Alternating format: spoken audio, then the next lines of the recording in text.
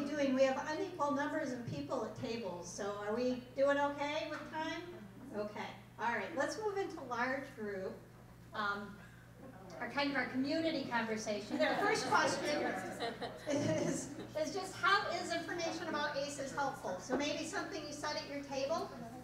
Just kind of thinking this through as a group. How is information about ACEs helpful? Yes? Recognizing other people's trauma and acknowledging that. Yeah, recognizing other people's trauma and acknowledging it. What's something this table came up with? Our table talked about just lessening the judgment that we have of other people. So lessening just, judgment. That awareness makes us have compassion for people, even people we see in the grocery store Yeah. with their kids. Helps screaming, nurture yes. compassion. Excellent. I'd say just realizing that it takes more than one person, and just more than the parent, other resources, other ways to get help for the kids. Yeah, realizing it takes more than one person and somebody other than the parents to also be involved. I think it takes us back to that whole it takes a village, because it can't be just the school, it can't be just the physician, it can't be just the parent in isolation. It helps to remind us that in order to be a vital community, we've really got to help support our young people, that it's all of our responsibility to support young children and mitigate, buffer as much as we can. Yeah, excellent. All of our responsibility to be protective factors. Yeah. Anything over here? I think at our table we were talking about just the importance of having some shared understanding, being able to kind of talk about it, so being able, it's kind of the equalizer. We all have a number, 0 to 10, and in your leadership being able to be transparent about that if you feel comfortable, and kind of just acknowledging it. We were saying how helpful that was to just, you know, be able to create a space where we can talk about it. Right. Yeah. Common experiences, common Shared language, common shared understanding. language. Excellent. Anything else from anyone else? Talked a lot about empathy and grace. Empathy and grace. Excellent. So it sounds like there's general agreement that knowing about ACEs is helpful. Okay. So the next question is, how do we get this information to more people? Okay? So now I'm ready to write. How do we get this information to more people? Share it with our organizations.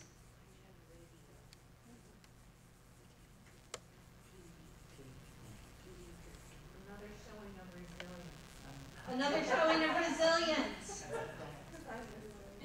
You missed it. It was excellent. Another showing. Love it. I saw another hand. I was going to say the same thing. I had my own. Okay. All right. I was just going to say, I would like to get the links that Joey had talked about, the things that you can do to get a resilience, ways to help these kids, the actual action that you can take. Links from, and that's the, is it the DHS? I call those actionable next steps. Some of them may work and may not work, but I have a whole list. So that's Excellent. different than what you had in your PowerPoint. Yes, it's Okay. more in depth. Okay. I had 10 minutes and I took 15. Thank you. I know, Dave's like, he knows me though. So, well, but one of the things we can do is, and that's why we get to sign up and get your emails, so that we can send the slides out and we can send the links out, because it is, you know, we're always doing this balance. On one hand, it's getting the information. You know, half the time people want it to take less time, and other people want it to take more time, and so it's a balance. Yes. The radio. The radio. That's an excellent idea. Yes? Maybe some kind of like skilled training, or like one representative from an organization comes to you and learns about this knowledge and then has to share it with your organization. Skilled training. So somebody from the org learns and then brings it back to their organization. Train the trainer.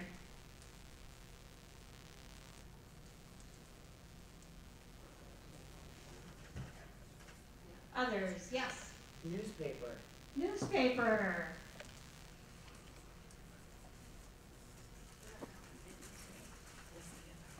Excellent. Yes. Facebook.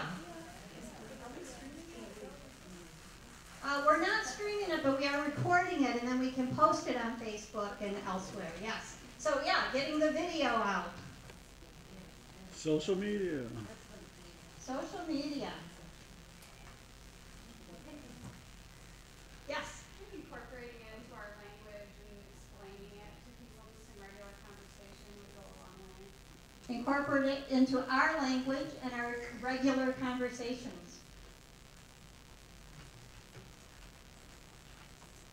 I think getting it into the schools too, education, not only with the teachers too, but educating the kids too, so they can kind of see. So in the school, not just the teachers, but also educating the students.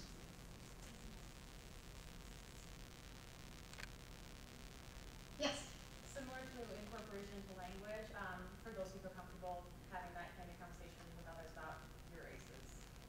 Yeah, sharing, so transparency. Talking about your own experiences in a way that is bounded and healthy.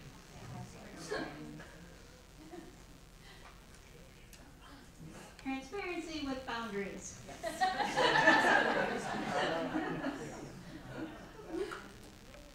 Other ideas?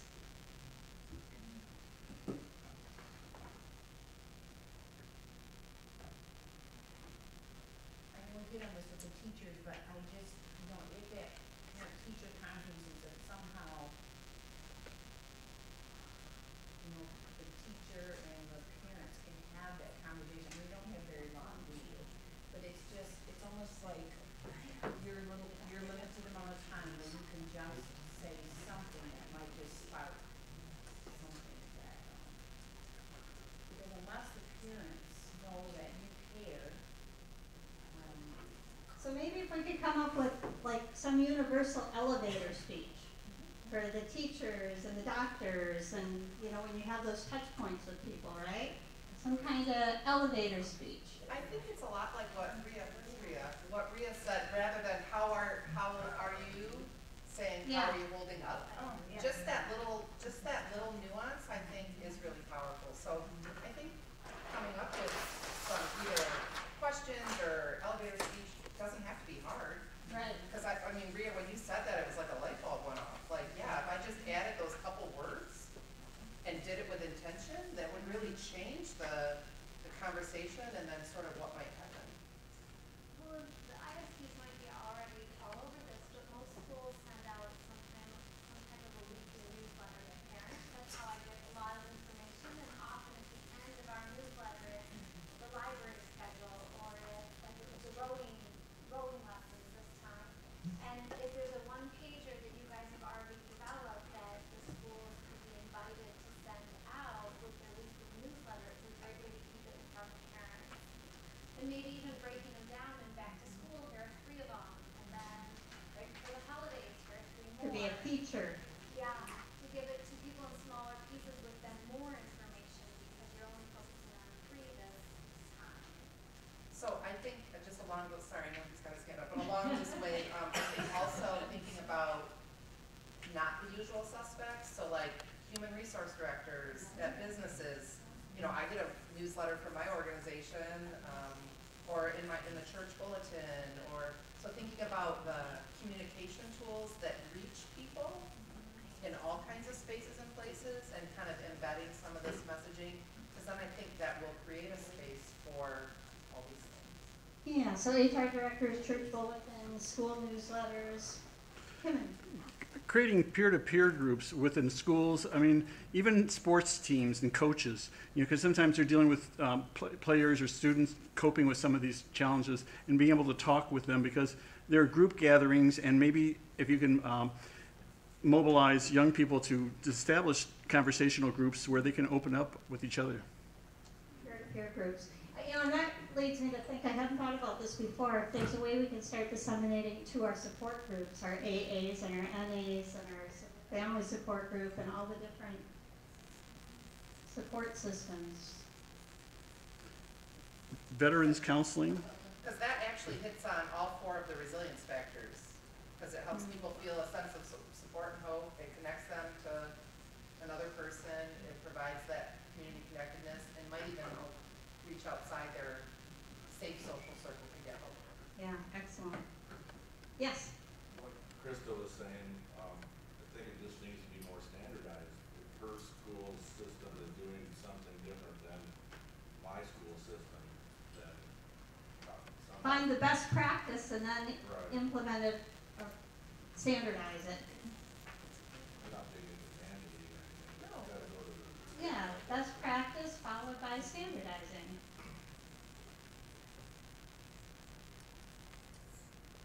I think the Momentum Center too, has had great resources of getting us out, just staying connected with them, has helped us as far as education. Momentum Center. Yes. Telling friends about it. Telling friends about it, yep, absolutely.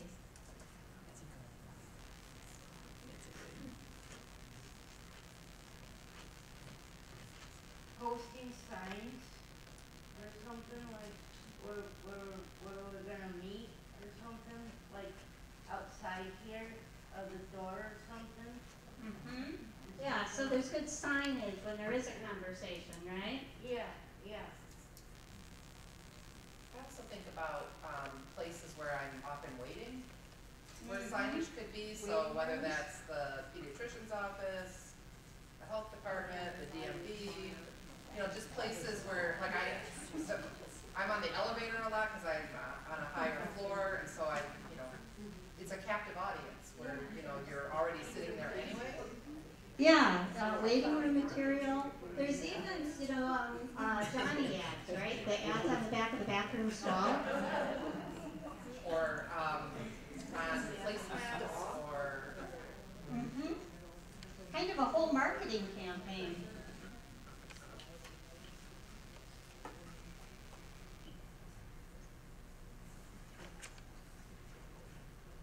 Any others? What a great creative